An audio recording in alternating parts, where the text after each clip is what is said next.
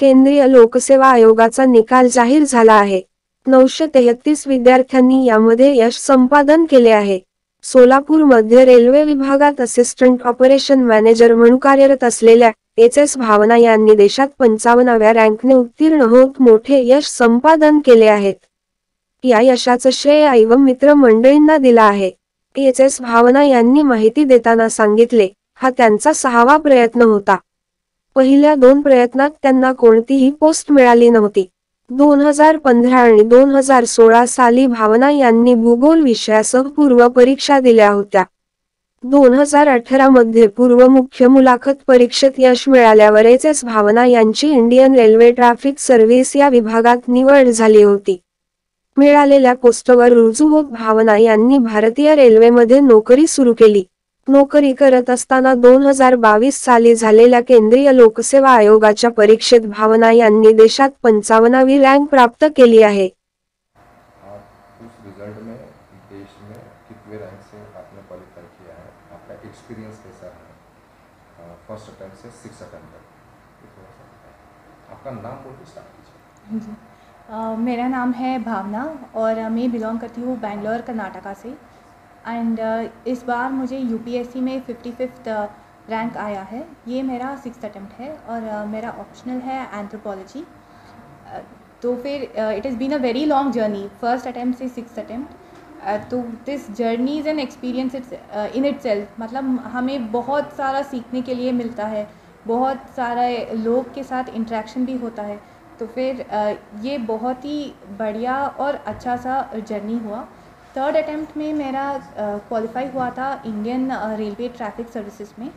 अभी मैं शोलापुर में असिस्टेंट ऑपरेटिंग मैनेजर की पोस्ट में काम कर रही हूँ। और इस बार जो मेरा पढ़ाई हुआ वो पूरा मेरा ट्रेनिंग में ही हुआ। एंड शायद रेलवे का एक्सपीरियंस और जो एक्सपीरियंस ट्रेनिंग में मिला वो भी मेरा इस अटेम्प्ट में हेल्प किया है मुझे इंटरव्यू में और मेंस में भी।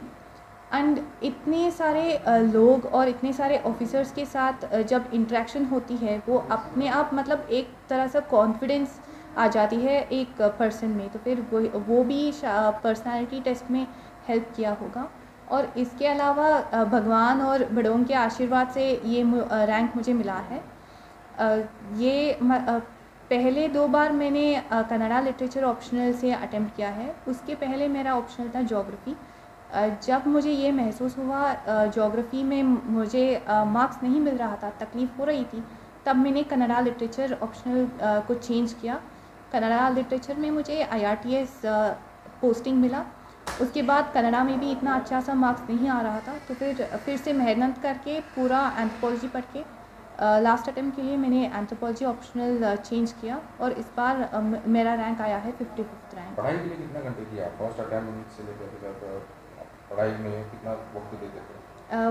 पढ़ाई में on an average around 10 to 12 hours और अराउंड 8 to 10 आवर्स कंसिस्टेंटली। लेकिन जब एग्ज़ाम पास में था तो फिर तब ज़्यादा ही पढ़ाई करती थी, अराउंड 13 to 15 आवर्स होता था। और ये जब मैं फुल टाइम पढ़ाई करती थी तब, लेकिन ट्रेनिंग में इतना सारा पढ़ाई और टोटली डेडिकेटेड प्रिपरेशन नहीं हो पाई, क्योंकि क्लासेस भी अटेंड करनी होती है और ट्रैवलिंग भी बहुत रहता है जब जॉब करने के अलॉन्ग विद दैट जब हम लोग स्टडी करते हैं। तो फिर क्योंकि ये मेरा 6th अटेम्प्ट भी था और मेरा GS ऑलरेडी काफ़ी प्रिपेयर्ड था, अच्छे से प्रिपेयर्ड था, इस अटेम्प्ट में मैंने सिर्फ मेरा ऑप्शनल के ऊपर ध्यान दिया।